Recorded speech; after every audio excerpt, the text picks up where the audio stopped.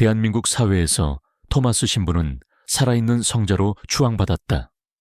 그의 이름 앞에는 늘 시대의 양심, 가난한 자들의 아버지, 존경받는 영적 지도자라는 화려한 수식어가 따라붙었다.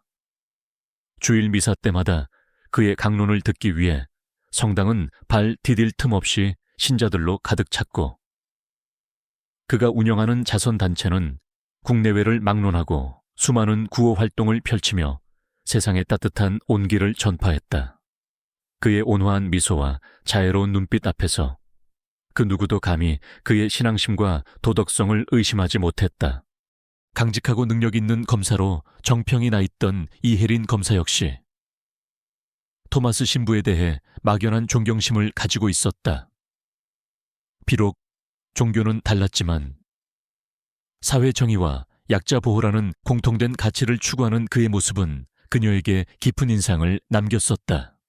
하지만 그 모든 평화롭고 경건해 보였던 일상에 아주 작은 균열이 생기기 시작한 것은 어느 늦은 오후였다.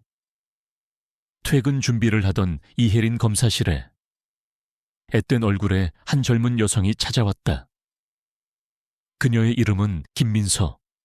20살 남짓 되어 보이는 앳된 얼굴에는 깊은 절망과 공포가 서려 있었고, 금방이라도 부서질 것처럼 가녀린 몸은 불안하게 떨리고 있었다. 무슨 일로 오셨습니까? 김민서 씨, 이혜린 검사는 최대한 부드러운 목소리로 물었지만 민서의 반응은 뜻밖이었다. 그녀는 갑자기 이혜린 검사 앞에 무릎을 꿇고 흐느끼기 시작했다. 검사님, 제발 제 이야기를 들어주세요. 그리고 그 사람을 벌해주세요. 민서의 절박한 울음소리에 검사실 안의 공기가 무겁게 가라앉았다. 이혜린 검사는 직감했다. 이것은 단순한 민원이나 하소연이 아니라는 것을. 그녀는 민서를 진정시키고 천천히 이야기를 들어보기 시작했다. 민서의 이야기는 충격적이었다. 그녀는 오랫동안 토마스 신부로부터 지속적인 성적 학대와 정신적 착취를 당해왔다는 것이었다.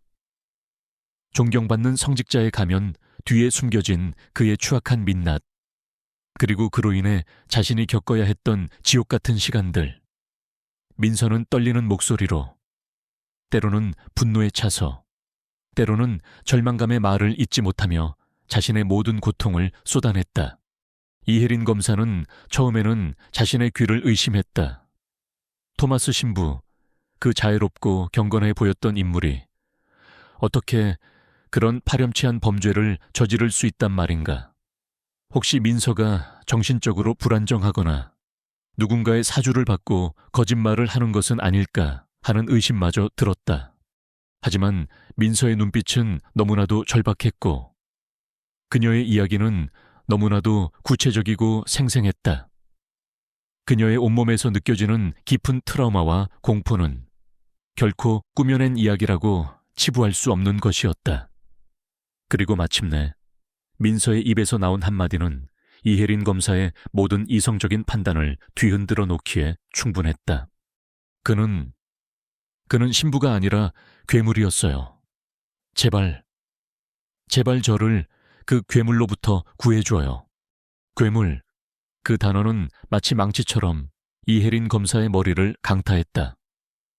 그녀는 더 이상 민서의 말을 의심할 수 없었다. 그녀의 가슴 속에서 뜨거운 분노와 함께 피해자에 대한 깊은 연민이 솟구쳐 올랐다.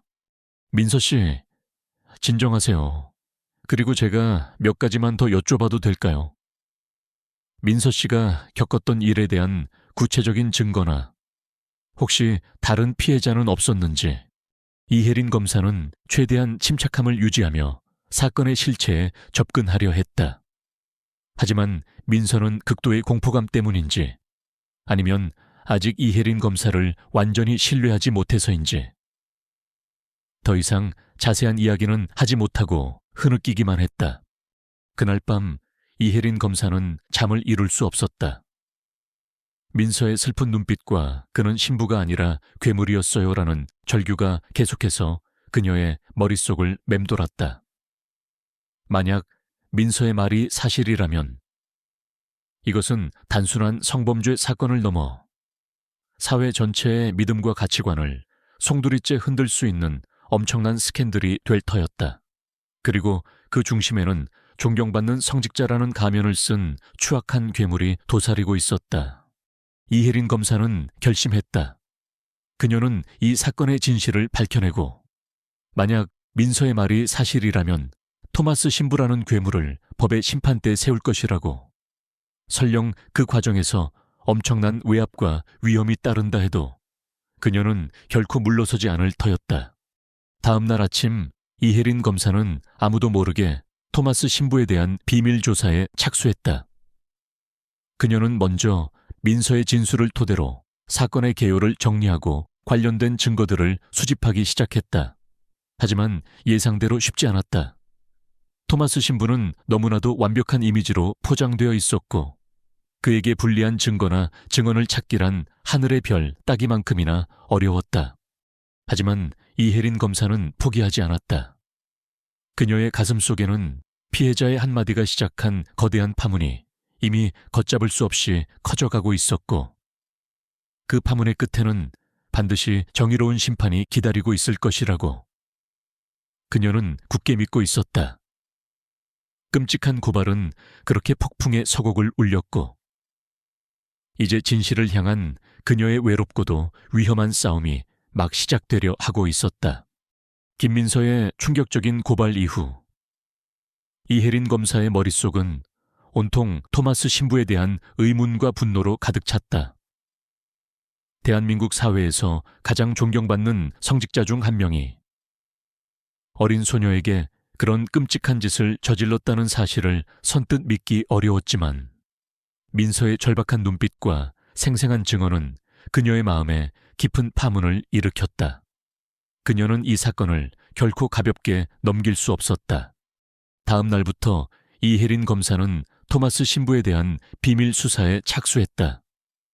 그녀는 자신의 직위를 이용하여 공식적인 수사 절차를 밟을 수도 있었지만 아직 확실한 물증이 없는 상황에서 섣불리 움직였다가는 오히려 토마스 신부와 그를 비호하는 세력에게 방역의 빌미를 제공할 수 있다는 것을 잘 알고 있었다. 또한 민서의 신변 안전도 고려해야 했다. 그녀는 먼저 민서를 다시 만나 좀 더 자세한 이야기를 들어보기로 했다. 민서는 여전히 극도의 불안감과 공포에 시달리고 있었지만 이혜린 검사의 진심, 어린 위로와 격려에 조금씩 마음을 열기 시작했다. 그녀는 떨리는 목소리로 토마스 신부로부터 수년간 지속적으로 성적 학대를 당해왔던 끔찍한 기억들을 털어놓았다. 처음에는 상담이라는 명목으로 시작된 만남이 점차 그의 추악한 욕망을 채우는 도구로 변질되었고 그 과정에서 그녀는 수없이 많은 정신적, 육체적 고통을 겪어야 했다는 것이었다. 민서의 이야기는 너무나도 참혹했고 이혜린 검사는 분노를 넘어선 깊은 슬픔과 연민을 느꼈다. 하지만 동시에 그녀는 검사로서 냉정함을 유지하려 애썼다. 감정적인 접근만으로는 이 거대한 악과 맞서 싸울 수 없다는 것을 잘 알고 있었기 때문이었다. 민서 씨, 혹시 토마스 신부의 범죄를 입증할 만한 증거나 다른 피해자를 알고 있나요? 이혜린 검사의 조심스러운 질문에 민서는 힘없이 고개를 저었다.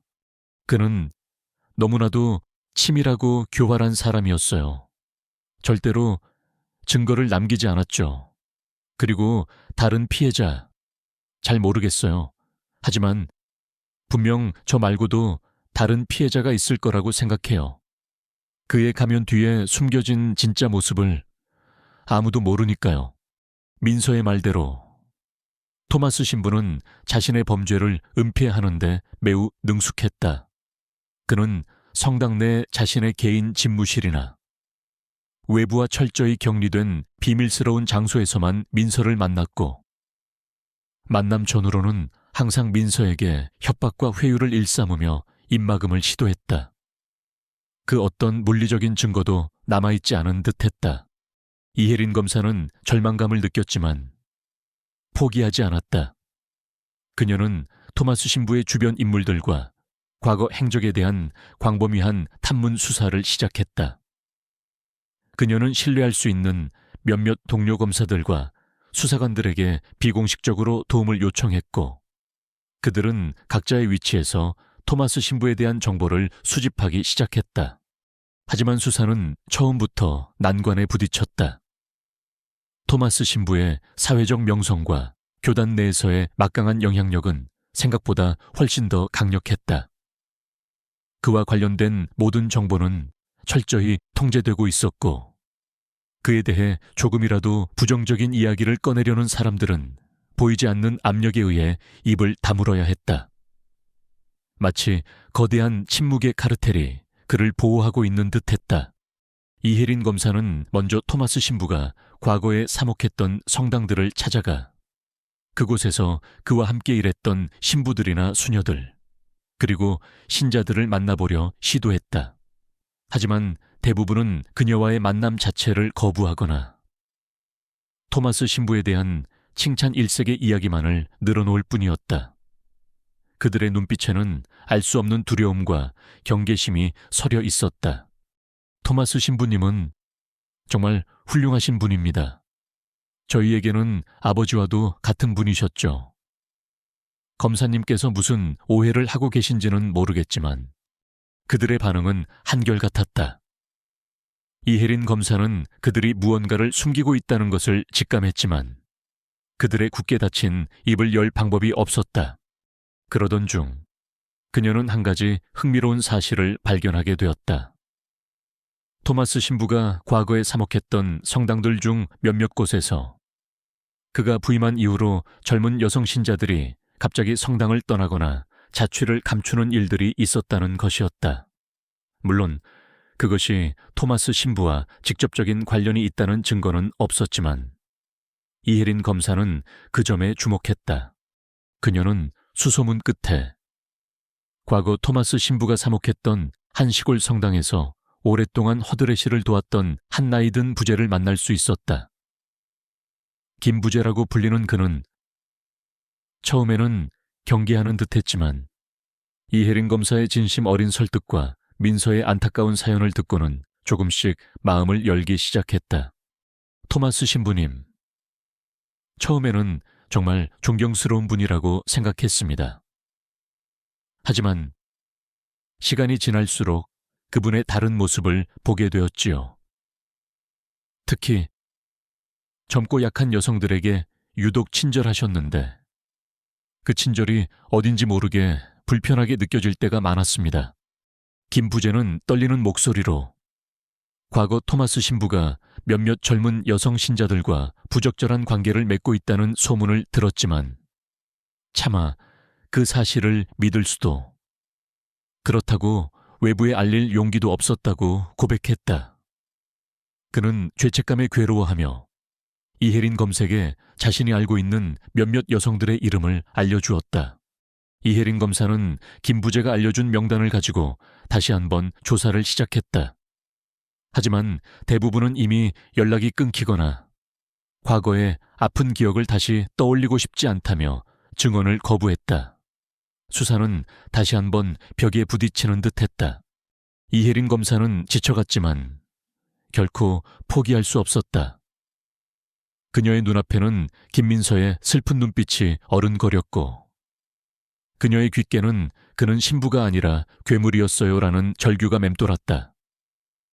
그녀는 반드시 이 침묵의 벽을 깨고 추악한 진실을 세상에 드러내리라 다시 한번 굳게 다짐했다. 비밀 수사는 그렇게 보이지 않는 거대한 벽 앞에서 힘겨운 싸움을 이어가고 있었다. 김 부제의 용기 있는 제보는 이혜린 검색의 한 줄기 빛과도 같았다. 그녀는 그가 알려준 몇몇 여성들의 이름을 단서 삼아 토마스 신부에 감춰진 과거를 파헤치기 위한 본격적인 탐문 수사를 재개했다. 이번에는 그녀 혼자가 아니었다. 그녀의 동료이자 든든한 조력자인 박준영 검사가 비밀리에 그녀의 수사를 돕기 시작한 것이었다. 박 검사 역시 처음에는 반신반의했지만 김민서의 처참한 이야기와 이혜린 검사의 확고한 의지를 보며 이 사건의 심각성을 깨닫고 기꺼이 그녀의 편에 서기로 결심했다. 두 사람은 먼저 김 부제가 언급했던 과거 토마스 신부가 사목했던 시골 성당들을 다시 찾아갔다. 하지만 이미 한번 수사팀이 다녀간 뒤라 그런지 마을 사람들과 성당 관계자들은 더욱더 입을 굳게 다물었고 어떤 유의미한 정보도 얻을 수 없었다. 마치 거대한 침묵의 카르텔이 그들의 앞을 가로막고 있는 듯했다. 이대로는 안 되겠어. 그들이 스스로 입을 열기를 기다릴 수만은 없어. 우리가 직접 그 여성들을 찾아내야 해. 이혜린 검사는 결연한 표정으로 말했다. 그녀는 김 부제가 알려준 여성들의 이름과 희미한 기억들을 토대로 그들의 현재 행방을 추적하기 시작했다. 그것은 마치 안개 속에서 길을 찾는 것처럼 막막하고 어려운 작업이었지만 그녀는 포기하지 않았다. 며칠 밤낮을 수소문한 끝에 그들은 마침내 첫 번째 또 다른 피해자를 찾아내는데 성공했다. 그녀의 이름은 박지영. 10여 년 전 토마스 신부가 시골 성당의 주임 신부로 있을 당시 그에게 성경 공부를 배우던 20살 남짓의 평범한 여성이었다. 그녀는 현재 결혼하여 작은 도시에서 평범한 주부로 살아가고 있었지만 과거의 끔찍한 기억은 여전히 그녀를 괴롭히고 있었다. 이혜린 검사와 박준영 검사는 어렵게 그녀와 연락이 닿아 만남을 가졌다. 박지영은 처음에는 극도의 불안감과 경계심을 보이며 아무것도 기억나지 않는다고 했지만 이혜린 검사의 진심 어린 위로와 설득 그리고 김민서의 이야기를 듣고는 조금씩 마음의 문을 열기 시작했다. 그녀의 이야기는 김민서의 그것과 너무나도 흡사했다. 존경하던 신부님의 따뜻한 관심과 위로. 그것은 처음에는 한 줄기 빛과도 같았지만 시간이 지날수록 추악한 욕망으로 변질되었고 결국 그녀의 삶 전체를 송두리째 파괴해버렸다. 그녀는 당시 너무나도 어렸고 두려웠으며 누구에게도 말할 수 없는 비밀을 홀로 간직한 채 고통받아야 했다. 그는 신부가 아니었어요. 그는 제 영혼을 갉아먹는 악마였어요. 박지영은 흐느끼며 말했다. 그녀의 눈물은 지난 10여 년간 골마터진 상처의 고통을 말해주고 있었다. 이혜린 검사는 그녀의 손을 잡고 함께 울었다. 검사로서의 냉철함 이전에 한 명의 여성으로서, 한 명의 인간으로서 그녀의 아픔에 깊이 공감했기 때문이었다. 박지영의 용기 있는 증언은 수사의 결정적인 전환점이 되었다. 그녀는 토마스 신부의 범죄를 입증할 만한 몇 가지 단서들, 그가 보냈던 편지, 그가 선물했던 물건들, 그리고 당시 상황을 기록했던 일기장 일부를 가지고 있었고 그것들을 이혜린 검색에 기꺼이 제공했다. 첫 번째 돌파구가 열리자 수사는 급물살을 타기 시작했다. 이혜린 검사와 박준영 검사는 박지영이 알려준 또 다른 피해자들을 찾아 나섰고 그들 중 몇몇은 용기를 내어 자신들의 이야기를 털어놓기 시작했다. 그들의 이야기는 하나같이 충격적이었고 토마스 신부의 추악한 민낯은 더욱더 명확하게 드러나고 있었다. 그는 수십 년 동안 여러 성당을 옮겨 다니며 자신의 지위와 신뢰를 이용하여 젊고 약한 여성들을 상대로 상습적인 성범죄를 저질러 왔던 것이었다. 그는 교묘한 방법으로 증거를 남기지 않았고 피해자들에게는 종교적인 교리와 협박을 이용하여 침묵을 강요했다. 그의 범죄는 철저히 은폐되었고 그는 아무런 제재도 받지 않은 채 계속해서 존경받는 성직자 행세를 해왔던 것이다. 이혜린 검사는 분노를 넘어선 깊은 절망감을 느꼈다. 어떻게 한 인간이, 그것도 신의 대리자라고 불리는 성직자가 이토록 잔인하고 파렴치한 범죄를 저지를 수 있단 말인가. 그리고 이 거대한 악을 묵인하고 방조해온 교단의 책임 또한 결코 가볍지 않다고 생각했다. 그녀는 토마스 신부를 법의 심판대에 세우기 위한 마지막 증거 수집에 박차를 가했다. 그녀는 과거 토마스 신부가 사목했던 성당들의 재정 장부를 조사하여 그가 신자들의 헌금을 유용하거나 자선 기금을 횡령했을 가능성에 대해서도 수사를 확대했다. 만약 그의 범죄가 성적인 학대뿐만 아니라 경제적인 비리까지 포함한다면 그의 죄는 더욱더 무거워질 터였다. 토마스 신부와 그를 비호하는 세력 역시 이혜린 검사의 움직임을 감지하고 더욱더 교묘하게 수사를 방해하기 시작했다. 그들은 언론의 이혜린 검사가 특정 종교에 대한 편견을 가지고 무리한 수사를 진행하고 있다는 식의 허위 정보를 흘리고 그녀의 사생활에 대한 악의적인 소문을 퍼뜨리기도 했다. 하지만 이혜린 검사는 흔들리지 않았다. 그녀에게는 진실을 밝혀야 한다는 사명감과 더 이상 고통받는 피해자들이 생겨서는 안 된다는 절박함이 있었다. 과거의 장막은 그렇게 한꺼풀씩 벗겨지고 있었고 그 뒤에 숨겨진 추악한 진실은 세상을 경악하게 만들 준비를 하고 있었다. 또 다른 피해자들의 용기 있는 증언은 이제 곧 거대한 폭풍이 되어 괴물 토마스 신부를 덮칠 터였다. 이혜린 검사의 외롭고도 험난한 싸움은 이제 막바지를 향해 치닫고 있었다. 박지영 씨를 시작으로 용기를 낸 다른 피해자들의 증언이 이어지면서 토마스 신부의 추악한 민낯은 더욱더 선명하게 드러나기 시작했다. 이혜린 검사와 박준영 검사는 밤낮을 가리지 않고 그들의 증언을 기록하고 관련된 증거들을 수집했다. 피해자들은 대부분 젊은 시절 토마스 신부의 종교적인 권위와 자유로운 모습에 속아 그에게 의지했지만 결국 그의 교묘한 심리 조종과 위력에 의해 끔찍한 성적 학대와 착취의 희생양이 되어야 했다. 그들의 이야기는 하나같이 참혹했고 인간의 존엄성이 어떻게 한순간에 짓밟힐 수 있는지를 여실히 보여주었다. 이혜린 검사는 단순한 성범죄 수사를 넘어 토마스 신부가 수십 년간 저질러온 모든 범죄 행각을 파헤치기로 결심했다. 그녀는 과거 그가 사목했던 모든 성당의 재정 장부와 자선단체의 기금 운영 내역에 대한 압수수색 영장을 발부받아 강제 수사에 착수했다. 예상대로 그의 깨끗해 보이는 이미지 뒤에는 엄청난 규모의 경제적 비리가 숨겨져 있었다. 토마스 신부는 신자들의 헌금과 자선 기금을 마치 자신의 쌈짓돈처럼 유용했고 그 돈으로 호화로운 생활을 즐겼으며 일부는 해외 비밀 계좌로 빼돌리기까지 했다.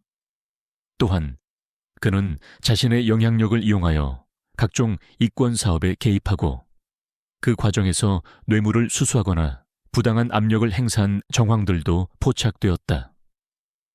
존경받는 성직자라는 가면 뒤에 숨겨진 그의 탐욕은 상상을 초월하는 수준이었다. 이 모든 범죄 행각이 가능했던 것은 그를 맹목적으로 비호하고 그의 범죄를 은폐하는 거대한 보호의 네트워크가 존재했기 때문이었다. 그 네트워크에는 교단 내 고위 성직자들 뿐만 아니라 정치권과 재계의 유력 인사들까지 포함되어 있었다. 그들은 토마스 신부의 사회적 명성을 이용하여 자신들의 이익을 챙겼고 그의 범죄가 드러날 경우 자신들까지 위험해질 것을 우려하여 필사적으로 진실을 은폐하려 했다. 김 부제는 이혜린 검색에 자신이 알고 있는 보호의 네트워크의 실체에 대해 조심스럽게 털어놓았다. 그는 과거 토마스 신부의 개인 비서 역할을 하면서 그가 누구와 은밀하게 만나고 어떤 검은 거래를 하는지를 어렴풋이 목격했다고 했다. 그는 죄책감과 두려움 때문에 오랫동안 침묵했지만 더 이상 양심을 속일 수 없어 모든 것을 밝히기로 결심한 것이었다. 김 부제가 제공한 정보는 보호의 네트워크의 핵심 인물들을 특정하고 그들의 연결고리를 파헤치는데 결정적인 단서가 되었다. 이혜린 검사와 박준영 검사는 이제 토마스 신부 개인의 범죄를 넘어 대한민국 사회 깊숙이 뿌리내린 거대한 부패 카르텔과 맞서 싸워야 하는 상황에 직면했다. 그들은 엄청난 외압과 위협에 시달렸지만 결코 물러서지 않았다. 그들의 뒤에는 진실을 갈망하는 피해자들의 눈물과 정의를 향한 국민들의 뜨거운 열망이 함께하고 있었기 때문이었다. 토마스 신부와 그의 보호의 네트워크, 역시 이혜린 검사의 수사망이 점점 더 자신들을 향해 좁혀오고 있다는 것을 감지하고 최후의 발악을 시작했다. 그들은 언론과 정치권을 이용하여 이혜린 검사를 부도덕하고 무능한 검사로 매도하려 했고, 그녀의 사생활에 대한 악의적인 소문을 퍼뜨려 그녀를 사회적으로 고립시키려 했다. 심지어 그녀의 가족들을 협박하거나 그녀의 신변에 직접적인 위협을 가하려는 시도까지 서슴지 않았다. 이혜린 검사는 신변의 위협을 느끼면서도 수사를 멈추지 않았다. 그녀는 오히려 더욱더 치밀하고 대담하게 움직이며 그들의 숨통을 조여갔다. 그녀는 박준영 검사와 함께 토마스 신부와 보호의 네트워크, 핵심 인물들의 비리를 입증할 수 있는 결정적인 증거들을 차곡차곡 확보해 나갔다. 그것은 마치 살얼음판 위를 걷는 듯한 한치 앞을 내다볼 수 없는 위험한 싸움이었다. 그러던 어느 날 밤, 이혜린 검사의 사무실에 괴한이 침입하여 수사 자료들을 훔쳐가려다 미수에 그치는 사건이 발생했다. 다행히 중요한 자료들은 안전한 곳에 보관되어 있었지만 이것은 명백한 경고이자 위협이었다. 그들은 이제 이혜린 검사를 제거하기 위해서라면 어떤 수단과 방법도 가리지 않을 것임을 보여준 것이었다. 이혜린 검사는 잠시 깊은 고민에 빠졌다. 이대로 수사를 계속 진행하는 것이 과연 옳은 일일까? 자신뿐만 아니라 주변 사람들까지 위험에 빠뜨리게 되는 것은 아닐까? 하지만 그녀의 눈앞에는 김민서의 슬픈 눈빛과 다른 피해자들의 절규가 어른거렸다. 그녀는 여기서 멈출 수 없었다. 박 검사님, 우리는 이제 돌아갈 수 없는 강을 건넜습니다. 이 싸움의 끝을 보기 전까지는 결코 멈춰서는 안 됩니다. 이혜린 검사의 목소리에는 비장함마저 서려 있었다. 박준영 검사 역시 굳은 표정으로 고개를 끄덕였다. 그들은 이제 단순한 검사가 아니었다. 그들은 정의를 위해 모든 것을 건 전사였다. 드러나는 괴물 토마스 신부의 실체와 그를 보호하는 거대한 네트워크의 추악한 민낯, 그리고 그 모든 어둠에 맞서 싸우는 두 명의 용기 있는 검사. 이혜린 검사는 이제 마지막 결단을 내려야 했다. 이 모든 진실을 어떤 방식으로 세상에 공개하고 저 거대한 악의 카르텔을 무너뜨릴 것인가? 그녀의 손에 모든 피해자들의 운명과 이 사회의 정의가 걸려 있었다. 이혜린 검사의 사무실에 괴한이 침입했던 사건은 토마스 신부와 그를 비호하는 거대한 보호의 네트워크가 본격적으로 방역을 시작했음을 알리는 신호탄과도 같았다. 그들은 더 이상 이혜린이라는 젊고 정의감 넘치는 검사가 자신들의 성역을 침범하는 것을 좌시하지 않겠다는 명백한 경고를 보낸 것이었다. 하지만 그들의 예상과 달리 이혜린은 조금도 위축되지 않았다. 오히려 그녀의 눈빛은 더욱더 차갑고 단단해졌고 그들의 추악한 민낯을 세상에 드러내겠다는 결의는 더욱더 확고해졌다. 예상대로 토마스 신부 측의 압력은 상상을 초월하는 방식으로 다가왔다. 검찰 내부의 고위 간부들, 정치권의 유력 인사들, 심지어는 언론계의 거물들까지 동원되어 이혜린 검사와 그녀의 수사팀을 압박하기 시작했다. 그녀의 직속상관인 부장검사는 연일 알 수 없는 번호로부터 걸려오는 압력성 전화에 시달려야 했고, 검찰총장에게는 이혜린 검사의 무리한 수사와 종교 탄압을 비난하는 익명의 투서들이 쇄도했다. 이혜린 검사에 대한 악의적인 소문 역시 꼬리를 물고 퍼져나갔다. 그녀가 과거에 처리했던 사건들을 들먹이며 그녀의 능력과 도덕성을 폄훼하는 기사들이 익명의 인터넷 매체를 통해 유포되었고, 심지어는 그녀의 사생활에 대한 추잡한 루머까지 만들어져 그녀를 사회적으로 매장시키려 했다. 가장 큰 위협은 피해자들에게 가해졌다. 김민서를 비롯하여 용기를 내어 증언했던 다른 피해자들은 밤낮으로 정체불명의 협박 전화와 미행에 시달려야 했고, 그들의 가족들까지 위험에 처하게 되었다. 몇몇 피해자들은 극도의 공포감을 이기지 못하고 결국 증언을 번복하거나 잠적해버렸고, 이혜린 검사의 수사는 다시 한번 난관에 부딪히는 듯했다. 검사님, 죄송해요. 저는 더 이상 못하겠어요. 그들이 제 가족들까지 가만두지 않을 것 같아요. 눈물로 호소하는 피해자들의 모습에 이혜린 검사는 가슴이 미어지는 듯한 아픔을 느꼈지만 그들을 원망할 수는 없었다. 그들이 겪었을 공포와 고통을 누구보다 잘 이해하고 있었기 때문이었다. 하지만 이혜린 검사는 결코 포기하지 않았다. 그녀 곁에는 여전히 그녀를 믿고 따르는 박준영 검사와 목숨을 걸고 진실을 밝히려는 김민서, 그리고 양심의 가책을 느끼고 결정적인 증거를 제공해준 김부재와 같은 용기 있는 사람들이 함께하고 있었다. 그들은 서로를 의지하고 격려하며 이 거대한 악의 세력과의 힘겨운 싸움을 이어갔다. 이혜린 검사는 먼저 피해자들의 안전을 확보하는 데 주력했다. 그녀는 경찰 내부에 있는 신뢰할 수 있는 동료들에게 도움을 요청하여 피해자들과 그 가족들에 대한 비밀 경호를 강화했고, 그들이 안전하게 머무를 수 있는 은신처를 마련해 주었다. 동시에 그녀는 토마스 신부와 보호의 네트워크의 압박에 맞서기 위한 방역의 카드를 준비하기 시작했다. 그녀는 그동안 수집했던 모든 증거 자료들을 철저히 분석하고 정리하여 그들의 범죄 혐의를 입증할 수 있는 완벽한 법적 논리를 구축했다. 또한 그녀는 언론과의 관계도 적극적으로 활용하기로 결심했다.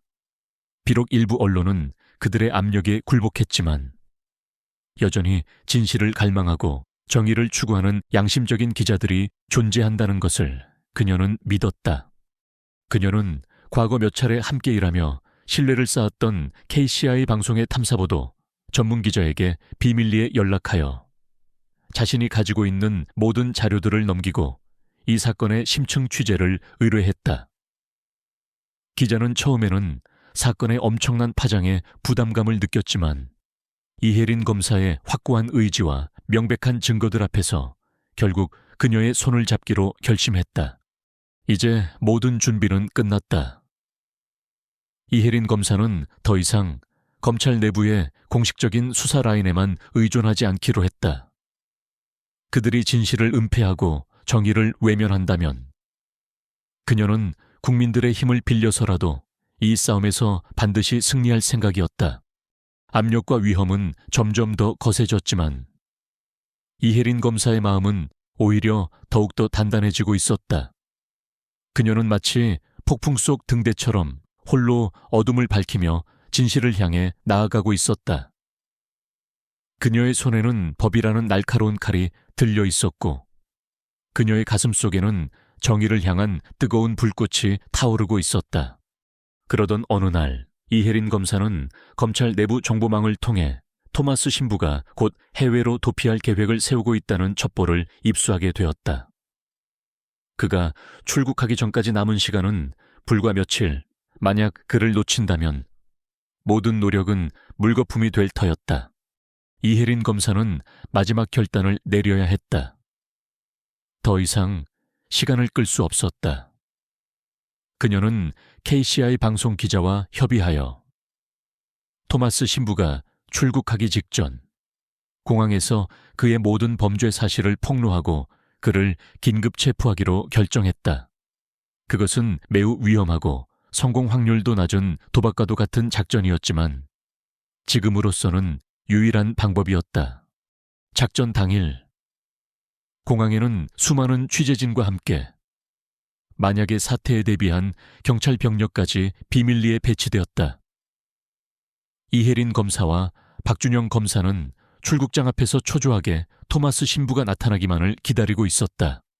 그의 보호의 네트워크가 어떤 방식으로 방역해올지, 그리고 그들의 마지막 발악이 얼마나 거셀지 예측할 수 없었지만 그들은 모든 것을 각오하고 있었다. 이제 곧 길고 길었던 싸움의 마지막 막이 오르려 하고 있었다. 인천국제공항 출국장은 이른 아침부터 해외로 떠나려는 여행객들로 붐볐지만 그 속에는 평소와 다른 긴장감이 감돌고 있었다. 이혜린 검사와 박준영 검사, 그리고 만약의 사태에 대비한 소수의 사복 경찰들은 각자의 위치에서 초조하게 토마스 신부가 나타나기만을 기다리고 있었다. KCI 방송 탐사보도팀 역시 공항 곳곳에 잠복하여 곧 터질 거대한 스캔들의 현장을 생생하게 담아낼 준비를 하고 있었다. 예정된 시간이 되자 검은색 고급 세단 한 대가 공항 입구에 멈춰 섰다. 차에서 내린 것은 토마스 신부였다.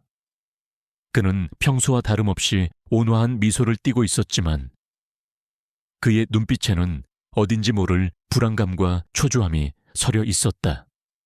그의 곁에는 변호사로 보이는 인물과 건장한 체격의 남성 몇 명이 그림자처럼 그를 수행하고 있었다. 그들은 최대한 눈에 띄지 않으려 애쓰며 신속하게 출국 수속을 밟으려 했다. 지금입니다. 이혜린 검사의 낮은 목소리와 함께 박준영 검사와 사복 경찰들이 일제히 토마스 신부의 앞을 가로막았다. 갑작스러운 그들의 등장에 토마스 신부와 그의 일행들은 당황한 기색을 감추지 못했다. 토마스 신부님, 아니, 김현석 씨, 당신을 미성년자 성폭력, 횡령, 배임, 그리고 증거인멸교사 등의 혐의로 긴급 체포합니다. 당신은 변호사를 선임할 권리가 있으며 묵비권을 행사할 수 있습니다. 이혜린 검사는 차갑고 단호한 목소리로 체포영장을 제시했다. 그녀의 눈빛은 그 어떤 동정심도, 어떤 망설임도 없이 오직 정의를 향한 확고한 의지만이 담겨 있었다. 토마스 신부의 얼굴에서 평소의 온화한 미소는 온데간데 없이 사라지고 경악과 분노, 그리고 당혹감이 뒤섞인 추악한 표정만이 남아있었다. 이게 다 무슨 짓입니까? 내가 누군 줄 알고 감히 나는 죄가 없어. 이것은 명백한 종교 탄압이자 음의 공작이요. 그는 고함을 치며 격렬하게 저항하려 했지만 이미 사복 경찰들에 의해 양팔이 붙잡힌 후였다. 그의 변호사와 수행원들 역시 경찰들의 제지에 막혀 어쩔 줄 몰라 했다. 공항 출국장은 순식간에 아수라장으로 변했다. 여행객들은 웅성거리며 이 믿을 수 없는 광경을 지켜보았고 기자들의 카메라 플래시가 쉴 새 없이 터졌다. 바로 그 순간 KCI 방송에서는 속보 존경받던 토마스 신부 성폭력 및 횡령 혐의로 공항에서 긴급 체포라는 자막과 함께 현장 상황이 생중계되기 시작했다. 이혜린 검사가 그동안 수집했던 모든 증거 자료들, 피해자 김민서 양을 비롯한 수많은 여성들의 눈물, 어린 증언, 토마스 신부의 추악한 범죄 행각이 담긴 녹음 파일과 사진, 그리고 그의 천문학적인 규모의 횡령 내역까지 이 낱낱이 공개되었다. 방송이 나가자마자 대한민국 전체는 그야말로 충격의 도가니에 휩싸였다. 사람들은 믿을 수 없다는 반응과 함께 존경받던 성직자의 가면 뒤에 숨겨진 추악한 민낯의 경악과 분노를 금치 못했다. 인터넷과 SNS는 순식간에 토마스 신부에 대한 비난과 처벌을 요구하는 목소리로 도배되었고 그가 속해 있던 교단은 긴급회의를 소집하여 대국민 사과 성명을 발표하고 그의 모든 직위를 박탈했다. 공항에서 체포된 토마스 신부는 경찰 호송차에 실려 검찰청으로 압송되었다. 그의 얼굴에는 더 이상 어떤 표정도 남아있지 않았다. 오직 깊은 절망과 수치심만이 그의 전 존재를 뒤덮고 있을 뿐이었다. 한때는 수많은 사람들의 영혼을 구원한다고 믿어졌던 그의 성스러운 이미지는 그렇게 한순간에 산산조각 나버렸다. 이혜린 검사는 이 모든 상황을 착잡한 심정으로 지켜보았다. 그녀는 승리했지만 그 승리는 결코 기쁘지만은 않았다. 한 인간의 추악한 욕망이 얼마나 많은 사람들에게 깊은 상처를 남길 수 있는지, 그리고 사회 지도층의 도덕적 해이가 얼마나 심각한 수준에 이르렀는지를 똑똑히 목격했기 때문이었다. 하지만 그녀는 여기서 멈출 수 없었다. 토마스 신부, 개인의 처벌을 넘어 그를 비호하고 그의 범죄를 가능하게 했던 보호의 네트워크, 전체를 발본색권하여 법의 심판대에 세워야 했다.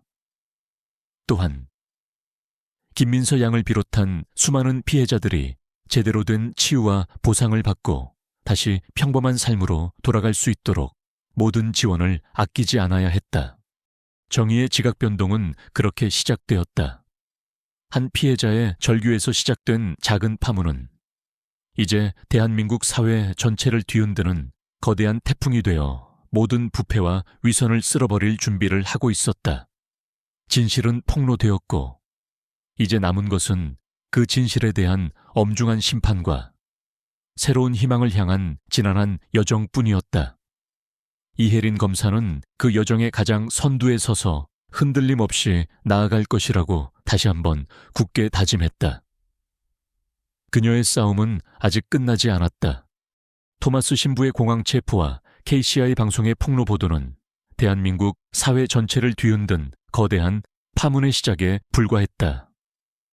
그의 추악한 범죄 행각과 그를 비호해 온 검은 커넥션의 실체가 만천에 드러나면서 국민들의 분노는 극에 달했고 사법 당국과 종교계는 전례 없는 위기에 직면했다. 이혜린 검사는 이 거대한 폭풍의 중심에서 마지막까지 정의를 바로 세우기 위한 힘겨운 싸움을 이어가야 했다. 토마스 신부에 대한 재판은 온 국민의 관심 속에서 진행되었다. 법정에는 연일 수많은 방청객과 취재진들이 몰려들었고 그의 모든 발언과 표정 하나하나가 언론을 통해 실시간으로 중계되었다. 그는 재판 과정 내내 자신의 혐의를 부인하며 모든 것이 이혜린 검사와 피해자들의 음모라고 주장했지만 이혜린 검사가 제시한 명백한 증거들과 김민서를 비롯한 용기 있는 피해자들의 눈물, 어린 증언 앞에서 그의 모든 거짓말은 힘을 잃었다. 특히 김민서의 증언은 법정에 있는 모든 사람들의 심금을 울렸다.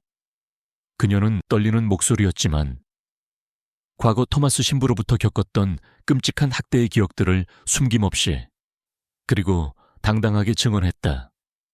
그녀의 용기 있는 고백은 다른 피해자들에게도 큰 용기를 주었고 그들 역시 차례로 증인석에 서서 토마스 신부의 추악한 만행을 폭로했다. 몇 달간의 치열한 법정 공방 끝에 마침내 토마스 신부에 대한 법의 엄중한 심판이 내려졌다.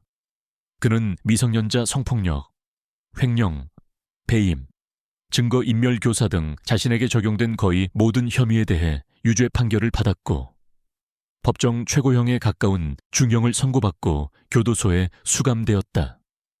한때는 존경받던 성직자였던 그의 몰락은 그 어떤 드라마보다도 더 극적이고 처참했다. 그를 비호했던 보호의 네트워크 역시 해체 수순을 밟았다.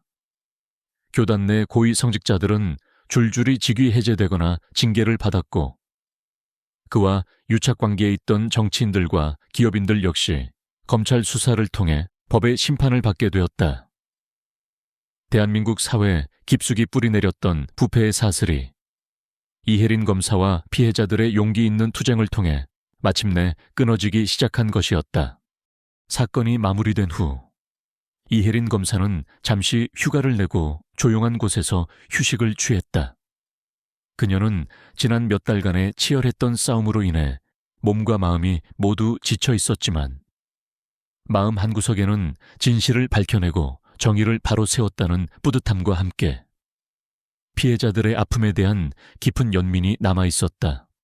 김민서는 재판이 끝난 후 이혜린 검사와 박준영 검사, 그리고 김 부제의 도움으로 심리치료를 받으며 조금씩 과거의 상처를 치유해 나가기 시작했다. 그녀는 더 이상 어둡고 외로운 피해자가 아니었다. 그녀는 자신의 아픔을 용기 있게 세상에 알렸고 다른 피해자들에게 희망을 주었으며 이제는 새로운 삶을 향해 나아갈 준비를 하고 있었다. 그녀는 대학에 복학하여 학업을 계속하는 동시에 자신과 같은 아픔을 가진 사람들을 셔는 일에도 적극적으로 참여하기 시작했다. 박유한 신부는 이번 사건을 계기로 교단 개혁의 중심에 서게 되었다. 그는 과거의 잘못을 반성하고 투명하고 정의로운 교단을 만들기 위해 헌신적으로 노력했다. 그의 노력은 많은 신자들에게 새로운 희망을 주었고 추락했던 교단의 신뢰도 조금씩 회복되기 시작했다. 이혜린 검사는 휴가를 마치고 검찰청으로 복귀했다. 그녀는 여전히 수많은 미제 사건들과 씨름해야 했지만 이제 그녀의 마음가짐은 예전과는 달라져 있었다. 그녀는 이번 사건을 통해 법과 정의라는 것이 단순히 차가운 조문 속에만 존재하는 것이 아니라 고통받는 사람들의 눈물과 절규 속에서 살아 숨쉬는 것이라는 것을 깨달았다. 그리고 검사로서의 자신의 역할이 바로 그들의 목소리에 귀 기울이고 그들의 아픔을 대변하는 것이라는 것을. 어느 날 이혜린 검사실에 한 통의 편지가 배달되었다. 발신인은 김민서였다. 편지 안에는 그녀가 직접 그린 작은 그림 한 점과 함께 짧은 감사 메시지가 적혀 있었다. 검사님, 저 이제 괜찮아요. 검사님 덕분에 다시 웃을 수 있게 되었어요. 세상에는 여전히 괴물 같은 사람들이 많지만 검사님 같은 분들이 계셔서 아직 희망이 있다는 것을 알게 되었어요. 정말 고맙습니다. 그리고 앞으로도 저와 같은 사람들을 위해 계속 싸워주세요. 이혜린 검사는 편지를 읽으며 조용히 미소 지었다. 그녀의 눈가에 촉촉한 이슬이 맺혔다.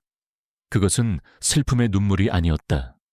새로운 희망과 결의를 다지는 뜨거운 감동의 눈물이었다. 심판은 끝났지만 세상의 모든 악이 사라진 것은 아니었다. 하지만 이제 사람들은 알게 되었다. 아무리 거대한 권력과 위선도 진실 앞에서는 한낱 모래성에 불과하다는 것을, 그리고 작은 용기가 만들어내는 기적이 세상을 바꿀 수 있다는 것을. 이번 사건은 우리 사회 전체에 깊은 경종을 울렸고 그 경종은 앞으로도 오랫동안 사람들의 마음속에 남아 정의를 향한 길을 밝혀줄 터였다. 이혜린 검사는 다시 한번 책상 위에 놓인 새로운 사건 파일들을 펼쳤다. 그녀의 싸움은 아직 끝나지 않았다.